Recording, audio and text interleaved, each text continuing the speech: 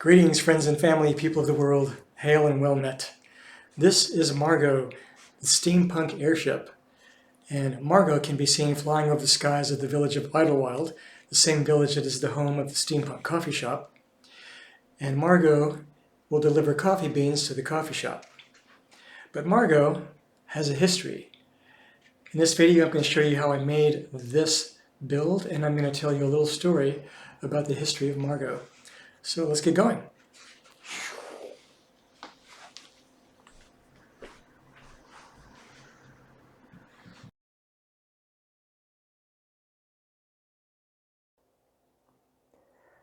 Durnan was a once optimistic 28-year-old scientist conscripted to develop technology for the army.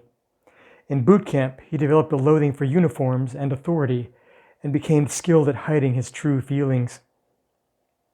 After boot camp, he was assigned to the stinkbugs, a secret facility tasked with creating the next generation of invincible war machines.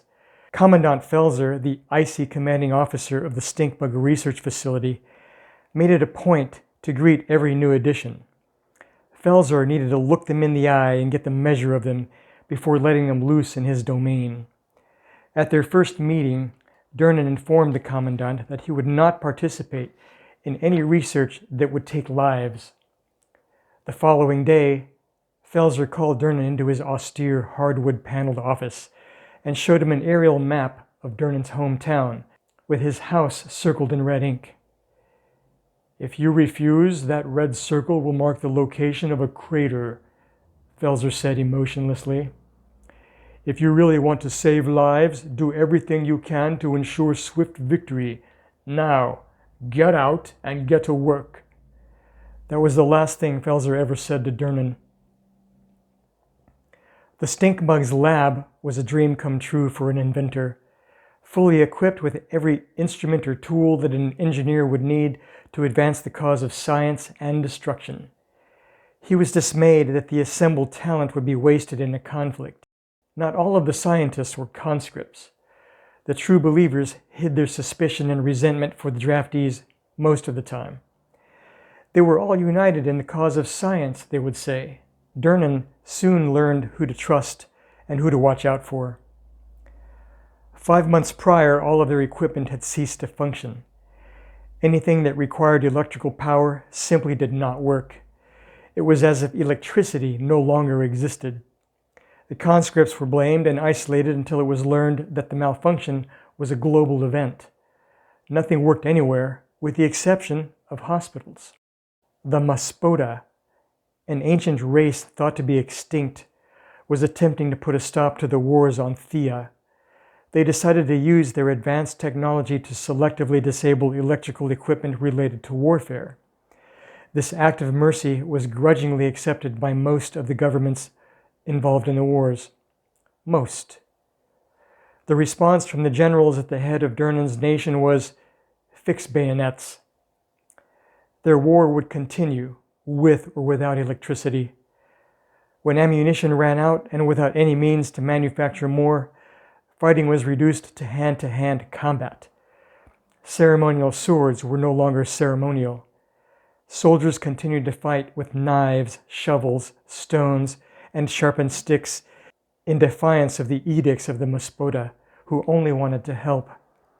For months, the stinkbug scientists tried to find a workaround to the Maspota's technological lockdown with no breakthrough. One day, a special briefing was assembled in the engineering lab. A radical new resource had been discovered that would power the war effort. Sworn to secrecy, the group was gathered in a dingy, dimly lit room with battered and stained wooden workbenches for desks. On the walls were coffee-stained diagrams and long sheets of handwritten measurements and calculations. Durnan listened skeptically as Aldous, a tall, thin, craggy-faced man with thick salt and pepper hair and wearing green coveralls stained with hydraulic fluid, explained the discoveries. The words "Project Leader" were embroidered across the back of his uniform. A new power source in the form of a massive crystalline array had been discovered. Aldous informed the group of scientists and engineers that their new task was to crack the secret of the power source and use it to overcome the technological embargo of the Maspoda. Writing on a chalkboard, Aldous began to describe a semi-transparent mineral structure that exhibited strange properties. We have a pair of crystalline arrays that seem to generate energy with no visible input. We believe we can use the energy generated by these unusual structures to attain limited flight capability, explained Aldous as he wrote more calculations on the chalkboard. Our generals have ordered us to use this power source to change the course of the war, secure victory, and possibly change the course of history. Aldous said the words as if he was practicing for a part in a play he really didn't want. The true believers nodded their heads with excitement. Durnan listened carefully, absorbing every bit of information, memorizing every detail. Somewhere, somehow, he would hamstring the project, throw a wrench into the works when no one was looking. He vowed to do everything he could to make sure the project failed. Aldous passed around a thickly lined cylindrical specimen container. Inside the heavy glass tube was a prismatic crystalline shard. It floated within the container and bumped against its walls if it was moved too quickly, but then drifted back into the center again. The faint flickering light it emitted seemed to change constantly. When the crystal hit the sides of the specimen container, it turned dark. Volgarn, one of the true believers, shook the container hard and watched the crystal turn black as it bounced around inside the chamber. He smirked and said, "It doesn't seem to like being shook like that." Without thinking, Durnan spat out, "Would you?" Volgarn stood up and tossed the container at Durnan. "Oh, I'm sorry. Did I hurt your crystal's feelings?"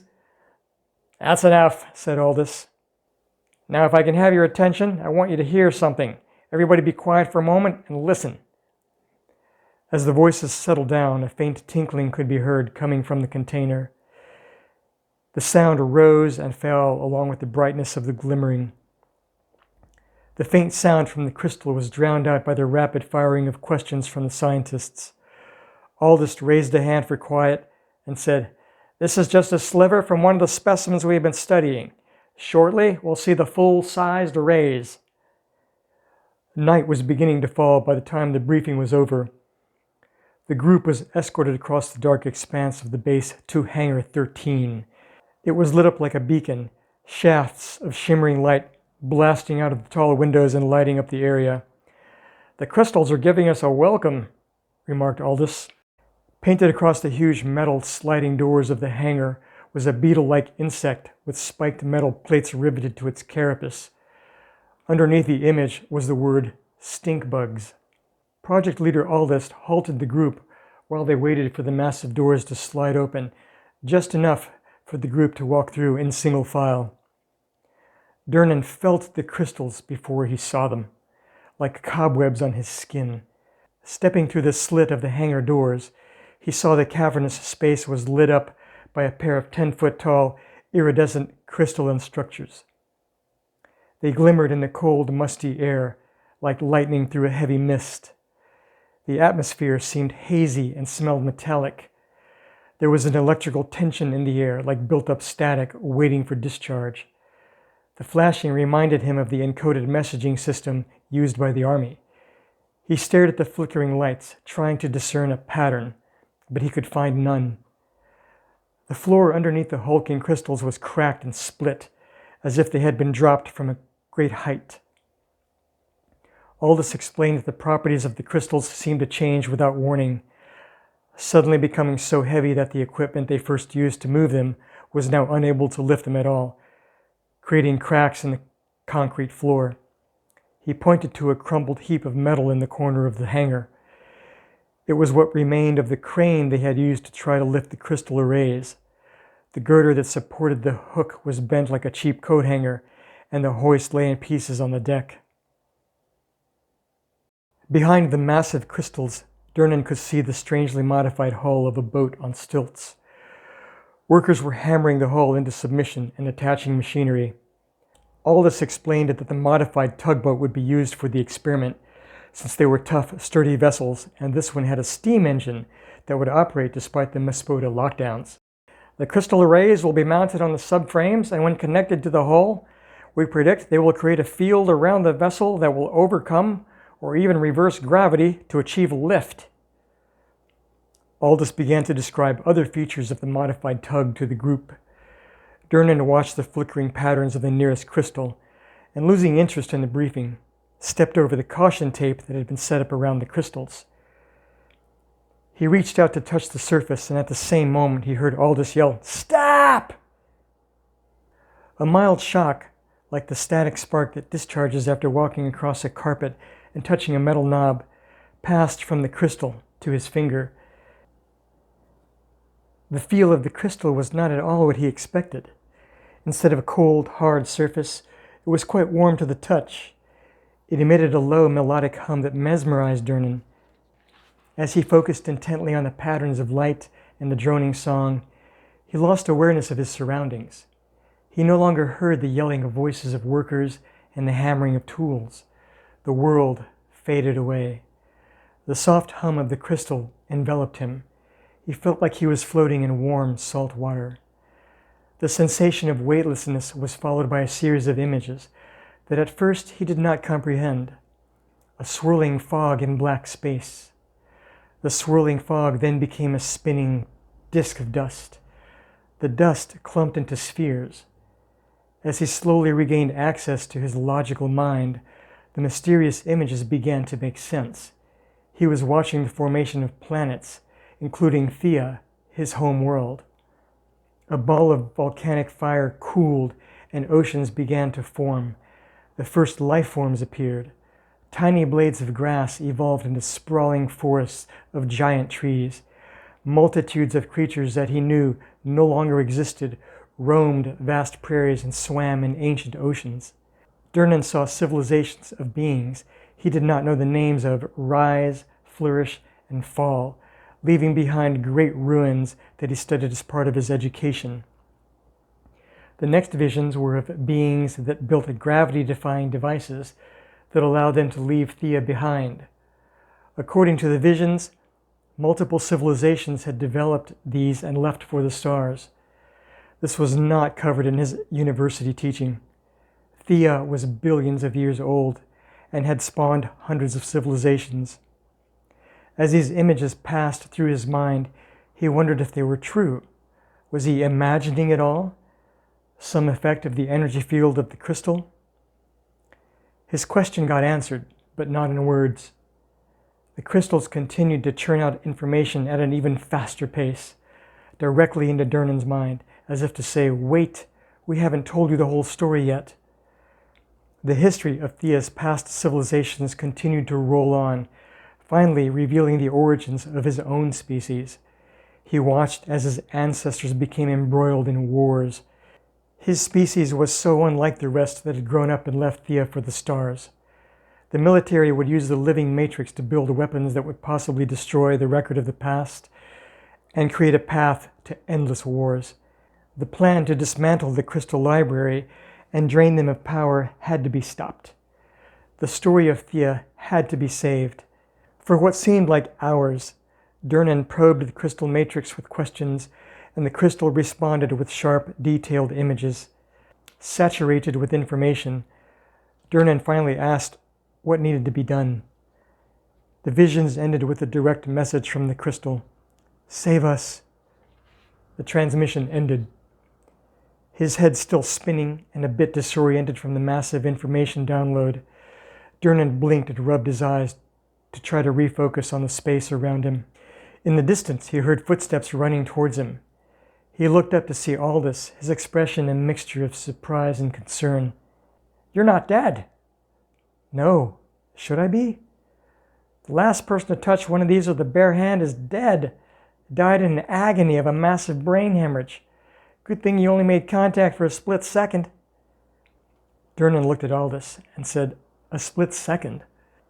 He had seen centuries of history unfold. He sagged to the floor and held his head. "A split second," he repeated. In the time it took him to learn the entire history of Thea, Aldous had only run a few feet. What had been hours for him was seconds to the outside world. The crystals cannot remain in the hands of the army, Durnan thought. That was clear to him now. Aldous lifted Durnan onto his feet and looked him in the eye. "You all right? Should we take you to medical?" Durnan stared back and waved him off. "I'm fine, but those crystals are interesting," Durnan said. "Yeah, they are." Aldous held Durnan's eye for a moment. Durnan could see it. Aldous knew. Over the next several hours, the science and engineering teams attached cables, tightened valves, greased bearings, checked gauges, configured indicators, checked and rechecked, and made ready for the test scheduled for 0700. Satisfied that everything was ready, the commanding officer ordered a formation and gave what he thought was a rousing 20-minute speech to the weary, yawning assembly. After lukewarm applause, he dismissed the work crews. They would assemble again in a few hours to make history. The exhausted soldiers and scientists began to filter out of the hangar, desperate to get a few hours of sleep before the test. Durnan loitered until all the other personnel had left. He was sure no one saw him stay behind. The crystal arrays were flashing more quickly now, the pleasant humming becoming a bit louder. Durnan was sure they were sending messages to each other, or maybe to him. As quietly as he could, Durnan crept up the creaking scaffold to the deck of Margo and entered the bridge, almost running into Aldous. "Where do you think you're going?" said Aldous. Without hesitation, Durnan whispered, "You saw the visions, didn't you?" Aldous nodded. "The crystals are trying to communicate. The army wants to weaponize them, destroy them. We have to get them out of here," Durnan said.